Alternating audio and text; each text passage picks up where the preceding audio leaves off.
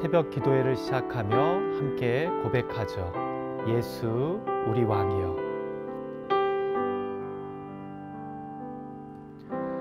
예수 우리 왕이여, 이곳에 오소서. 보좌로 주여 임하사 찬양을 받아 주소서. 주님을 찬양하오니 주님을 경배하오니 왕이신 예수여 오셔서 좌정하사 다스리소서.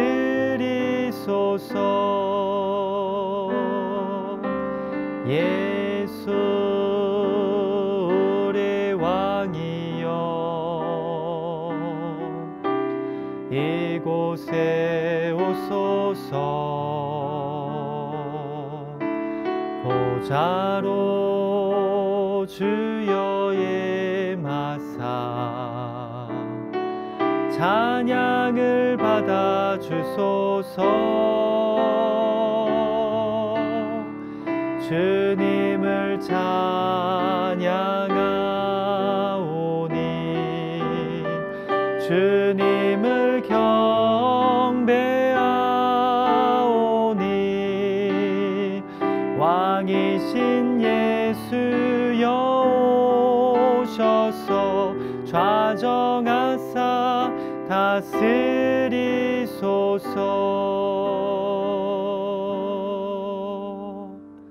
아멘. 우리 시간 함께 기도하죠. 하나님 아버지, 오늘 이 시간도 우리로 하여금 당신의 임재를 사모하는 마음을 주셔서 당신의 말씀에 목마른 심령이 되게 해주셔서 이렇게 구별되이 시간을 정해 주님 앞에 나아가게 하여 주심을 감사드립니다. 이 시간 주님을 마음 모아 찬양하오니 주님을 간절히 경배하오니 왕이신 예수여 이곳에 오셔서 우리를 다스리시고 통치하여 주시옵소서. 예비된 말씀과 기도의 시간을 통해 하나님의 뜻이 우리들의 삶 가운데 이루어지는 거룩하고 복된 시간 삼아 주시옵소서. 예수님의 이름으로 의탁하며 간절히 기도하옵나이다. 아멘. 우리 새벽 기도에 함께 하시는 여러분들 한 분 한 분을 주님의 이름으로 환영하고 축복합니다. 이 시간 우리에게 주시는 하나님의 말씀 우리가 봉독했으면 합니다. 누가복음 13장 10절에서 21절의 말씀인데요. 제가 봉독할 때 여러분 마음으로 귀로 함께 해 주시기를 부탁드립니다. 누가복음 13장 10절에서 21절의 말씀입니다. 제가 읽습니다. 예수께서 안식일에 한 회당에서 가르치실 때 18해 동안이나 귀신 들려 앓으며 꼬부라져 조금도 펴지 못하는 한 여자가 있더라. 예수께서 보시고 불러 이르시되 여자여 내가 내 병에서 놓였다 하시고 안수하시니 여자가 곧 펴고 하나님께 영광을 돌리는지라. 회당장이 예수께서 안식일에 병 고치시는 것을 분내어 무리에게 이르되 일할 날이 엿새가 있으니 그동안에 와서 고침을 받을 것이요 안식일에는 하지 말 것이니라 하거늘. 주께서 대답하여 이르시되 외식하는 자들아 너희가 각각 안식일에 자기의 소나 나귀를 외양간에서 풀어내어 이끌고 가서 물을 먹이지 아니하느냐.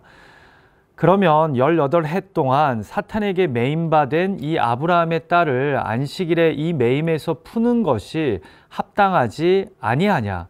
예수께서 이 말씀을 하심에 모든 반대하는 자들은 부끄러워하고 온 무리는 그가 하시는 모든 영광스러운 일을 기뻐하니라. 그러므로 예수께서 이르시되 하나님의 나라가 무엇과 같을까? 내가 무엇으로 비교할까? 마치 사람이 자기 채소밭에 갖다 심은 겨자씨 한 알 같으니 자라 나무가 되어 공중의 새들이 그 가지에 깃들었느니라. 또 이르시되 내가 하나님의 나라를 무엇으로 비교할까? 마치 여자가 가루 서말 속에 갖다 넣어 전부 부풀게 한 누룩과 같으니라 하셨더라. 아멘. 자, 이제 13장 10절부터 마지막 때를 주제로 한 단락이 마무리되고 새로운 단락이 시작됩니다. 그런데 흥미로운 점 하나가요. 언제부터인가 누가복음이 일종의 패턴처럼 어떤 사건이나 대화를 통한 예수님의 가르침 직후에 이와 관련된 비유를 쌍으로 연결해서 예수님의 메시지를 들려준다는 겁니다. 예를 들면 어제 본문에서는 예수님 당시 일어난 성전 학살 사건과 실로암의 망대가 무너진 일로 예수님의 가르침이 선포됩니다. 그리고 나서 이를 보완 설명하기 위해서 이 열매 없는 무화과 나무 비유가 등장합니다. 자, 그러니까 이렇게가 한 세트인 겁니다. 12장에서도 예수님이 유산 문제로 찾아온 사람과 대화를 하신 후에 어리석은 부자 비유를 통해 가르침을 완성하시지 않습니까? 자, 이제 오늘 본문을 볼까요? 10절에서 17절까지의 말씀인데요. 먼저 안식일에 회당을 찾아온 한 여인이 예수님으로 인해 나음을 입습니다. 그리고 이 사건으로 말미암아 회당장과의 대화를 통해 예수님의 가르침을 주십니다. 이게 첫 번째 부분이죠. 그리고 나서 18절부터 겨자씨와 누룩 비유를 통해 이 가르침을 한 세트로 완성하십니다. 자, 그러니까 오늘 본문은 하나의 치유 이야기와 두 개의 비유 이야기가 등장하지만 사실은 연결된 하나의 가르침인 겁니다. 자, 그럼 어떤 주제를 가지고 예수님이 치유 사건과 비유를 하나의 세트로 삼아 가르침을 주시는 겁니까? 일단 액면 그대로 본문을 보면 주제는 안식일에 병든 자를 고쳐도 되는가입니다. 그런데 비유를 통해 보완된 메시지의 핵심은요, 안식일에 이 여인을 고친 작은 일을 통해 사실 하나님의 나라가 확장되고 있다는 겁니다. 자, 하나하나 살펴볼까요? 참으로 오랜만에 예수님이 안식일에 회당에서 등이 꼬부라져 조금도 펴지 못하는 한 여인을 고치십니다.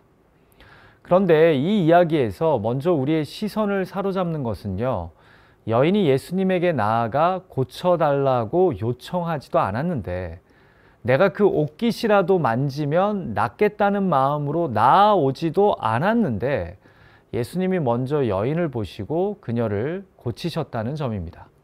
같이 본문 11절과 12절을 볼까요? 18해 동안이나 귀신 들려 앓으며 꼬부라져 조금도 펴지 못하는 한 여자가 있더라. 예수께서 보시고 불러 이르시되 여자여 내가 내 병에서 놓였다 하시고.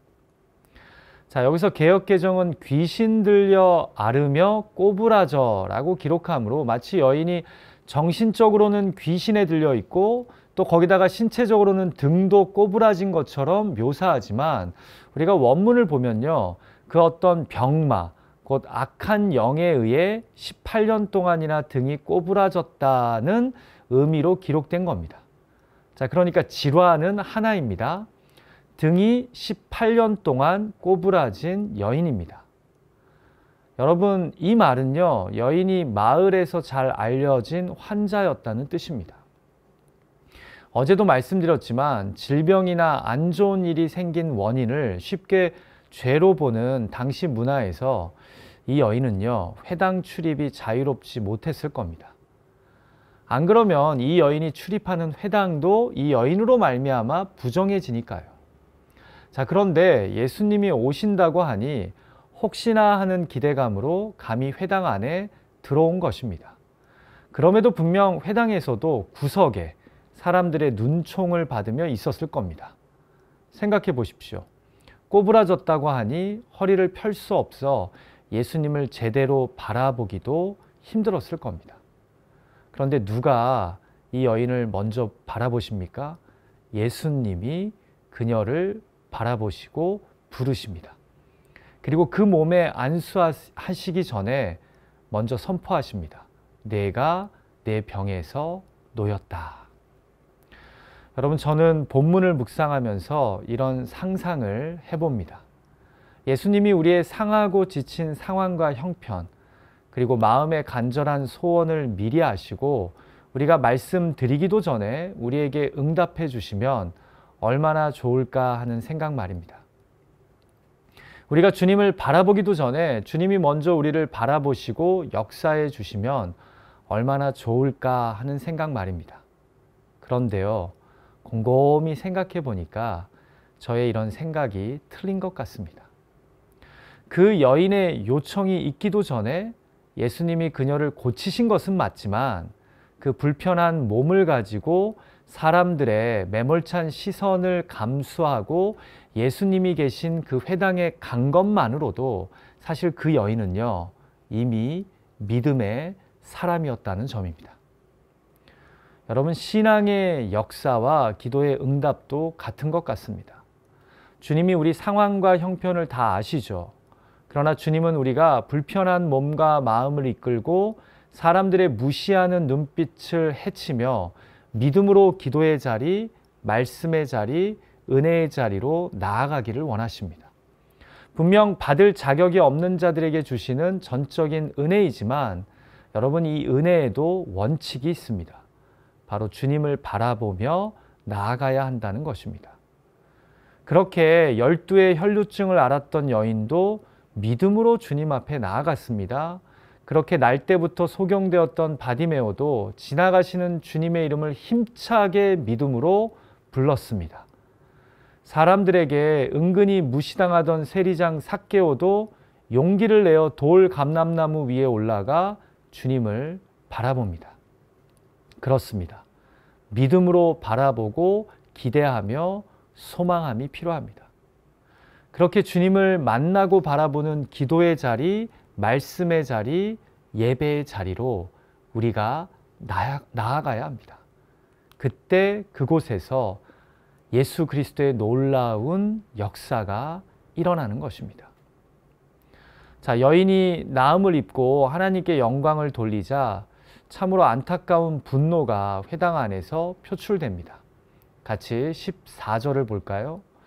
회당장이 예수께서 안식일에 병 고치시는 것을 분내어 무리에게 이르되 일할 날이 엿새가 있으니 그 동안에 와서 고침을 받을 것이요 안식일에는 하지 말 것이니라 하거늘.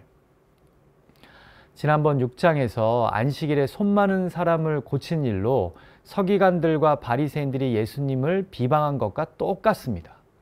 다른 점이 있다면 아마도 이 회당장은 예루살렘의 종교 지도자들처럼 예수님을 견제하려고 무조건 비방한 것이 아닌 마을 회당의 리더로서 순수하게 자신이 그동안 믿고 따랐던 전통과 관습을 무시하는 예수님의 모습에 분노한 듯합니다.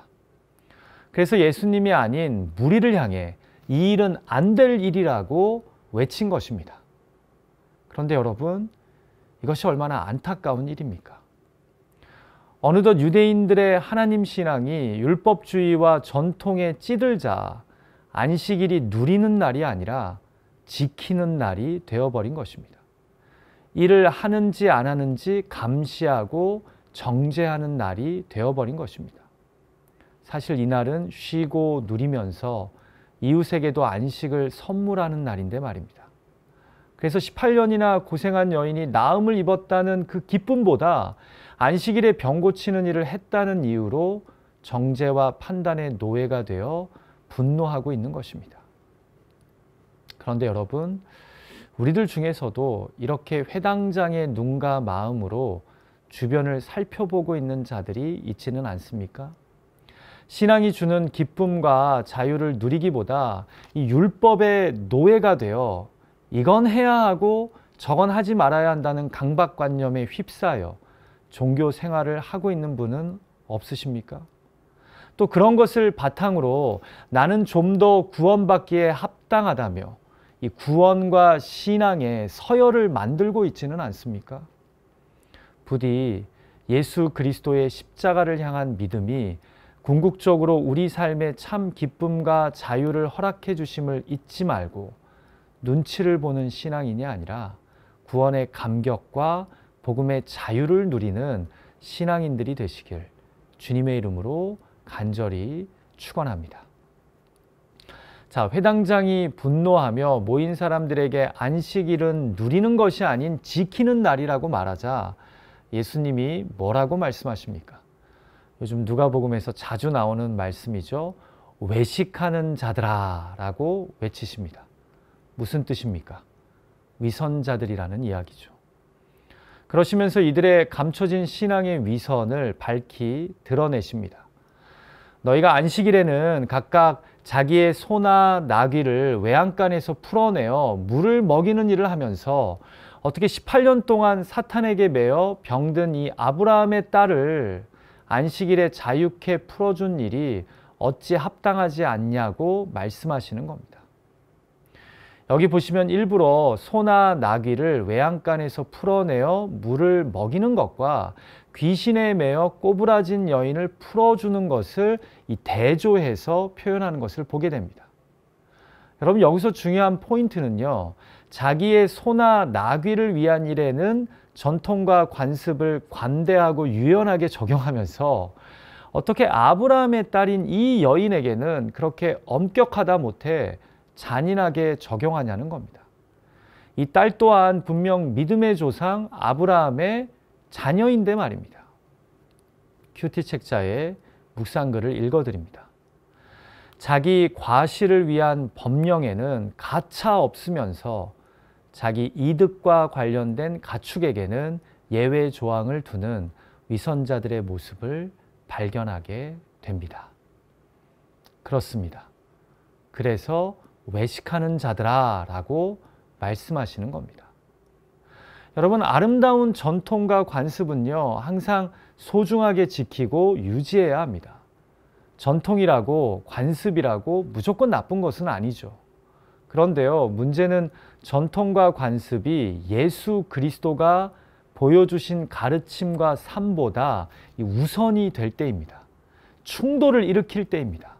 그래서 안식일을 누리려고 하기보다 지키려고만 하고 영혼을 돌보고 사랑하기보다 정죄하고 판단하려고 합니다.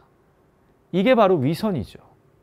더불어 전통과 관습이 자신들에게는 관대하고 남에게는 엄격할 때입니다. 그 순간 우리는 그 전통과 관습이 기득권을 지키고 유지하는 그런 도구가 됨을 발견하게 됩니다. 이것 또한 위선이죠. 여러분, 혹시 우리의 신앙에도 이런 위선적인 모습은 없습니까? 어느덧 은혜가 아닌 율법이 왕노릇하고 사랑이 아닌 정죄가 왕노릇하고 있지는 않습니까? 우리 교회의 전통이라는 미명하에 예수 그리스도의 가르침이나 삶과 충돌하는 모습을 우리가 보이고 있지는 않습니까? 우리 교회에서는 이렇게 한다는 미명하에 자신에게는 관대하고 남에게는 엄격한 잣대를 들이대고 있지는 않습니까? 여러분, 우리의 신앙이 위선적일 수 있다는 것을 인정하고 깨닫는 우리가 되었으면 합니다. 자, 그러면서 18절이 그러므로로 시작됩니다. 그러니까 이제 이야기할 비유가 바로 앞선 예수님의 가르침과 연결된다는 의미입니다. 비유는 두 개이지만 다 동일한 이야기를 합니다. 하나님의 나라가 무엇과 같을까 하시면서 이 비유를 말씀하시는데요. 하나님의 나라는 겨자씨와 누룩과 같답니다. 자, 여러분, 공통점이 무엇입니까? 이 두 개 다 작은데 겨자씨는 커서 큰 나무가 되어 공중의 새들이 깃들게 된답니다. 누룩도 작은데 가루 서말 속에 넣으면 전부를 부풀게 한답니다. 무슨 의미일까요? 하나님의 나라가 작고 미미해 보이지만 통치가 시작되고 일하기 시작되면 크게 확장되어 많은 영혼들을 새롭게 하는 곳이 된다는 겁니다. 자, 그런데 도대체 이 비유가 이 앞의 이야기와 어떻게 연결되는 것일까요? 제가 좋아하는 성서학자인 탐 라이시요, 이 말씀을 가지고 매우 흥미롭게 설명하는데요. 그의 글을 읽어드립니다. 하나님 나라는 작은 씨앗 한 알과 같다. 이 씨앗이 큰 나무로 자라 하늘을 나는 온갖 새들의 보금자리가 된다. 한 안식일에 한 회당에서 일어난 한 가지 행동이 대체 무엇을 이룰 수 있단 말인가? 하지만 예수님이 하나님 나라의 씨앗을 뿌리실 때 그 결과는 아무도 모른다. 혹은 하나님 나라는 밀가루에 섞여 보이지 않는 아주 적은 양의 누룩과 같다. 너무 보잘것없어 이걸로 도대체 뭘 할 수 있을까 싶다. 하지만 머지않아 반죽 전체가 부풀어 오른다. 한 여성에게 일어난 한 번의 치유. 하지만 사람들을 얽어맨 사탄의 굴레를 깨트릴 때마다 이 또 한 번의 승리는 계속해서 반향을 불러일으킬 것이다. 여러분, 18년 동안 사탄에 매여 고통당하다가 해방된 여자의 모습은요, 예수님이 가지고 오신 하나님 나라의 속성을 적절히 보여줍니다. 하나님 나라는 율법보다 은혜가, 전통보다 한 불쌍한 영혼이 국류를 입는 곳입니다. 그래서 작은 듯하지만 별 볼 일 없어 보이는 일이지만 회당장이 분노할 일처럼 보이지만 사실은 더 큰 영향력을 이 세상에 보여주는 나라입니다. 당장 우리 눈에는 성과가, 결과가 별로 보이지 않는 일 같아도 하나님의 나라는 예수 그리스도의 복음을 통해 조용히 저절로 자라나 번성합니다. 바로 이것을 예수님은 비유를 통해 그 회당에 모인 자들에게 말씀하시고자 하셨던 것입니다. 같이 기도하죠. 하나님 아버지, 누가복음 13장의 말씀을 통해 우리 개개인의 신앙에 대해 다시 한번 돌아보고 점검하게 하여 주심을 감사드립니다. 하나님, 오늘 우리에게 선포된 말씀이 때론 우리를 찌르고 우리를 아프게 해도 이 말씀을 통해 우리의 신앙이 다시 한번 순수해지게 해주시고 우리의 신앙이 율법 신앙이 아니라 은혜 신앙이 되게 하여 주시고 우리의 신앙이 전통 신앙이 아니라 한 영혼을 불쌍히 여기는 예수 그리스도의 가르침과 삶에 합당한 그런 신앙과 삶 되게 하여 주시옵소서. 오늘 주신 말씀을 가지고 솔직하게 스스로를 돌아보며 기도할 때 우리의 안에 위선적인 신앙의 모습은 없는지 스스로를 점검하게 하여 주시고 팬데믹으로 어렵고 힘든 시간을 보내고 있지만 오히려 이 시간을 통해 정금 같은 믿음으로 하나님을 바라보고 의지하는 우리가 되게 하여 주시옵소서. 그 나음을 입은 여인처럼 예수님을 향해 나아가는 그러한 우리의 삶이 되도록 우리의 믿음의 삶 가운데 주님이 함께하여 주시고 역사하여 주시옵소서. 오늘 주신 말씀을 가지고 기도할 때 또 개인의 의탁의 제목을 하나님께 아뢰 때 하나님 우리의 기도를 들으시고 구한 것보다 더 선하고 온전하고 충만하게 응답하여 주실 것을 믿습니다. 지금 이때야말로 기도해야 할 때임을 깨닫고 기도의 자리를 사모하는 우리가 되게 하여 주시옵소서. 예수님의 존귀하신 이름으로 의탁하며 간절히 기도하옵나이다. 아멘. 하늘에 계신 우리 아버지여, 이름이 거룩히 여김을 받으시오며 나라가 임하옵시며 뜻이 하늘에서 이루어진 것 같이 땅에서도 이루어지이다. 오늘날 우리에게 일용할 양식을 주옵시고 우리가 우리에게 죄 지은 자를 사하여 준 것 같이 우리의 죄를 사하여 주옵시고 우리를 시험에 들게 하지 마옵시고 다만 악에서 구하옵소서. 대개 나라와 권세와 영광이 아버지께 영원히 있사옵나이다. 아멘. 여러분, 오늘 하루도 우리 주님과 동행하며 승리하는 삶이 되시기를 축복합니다.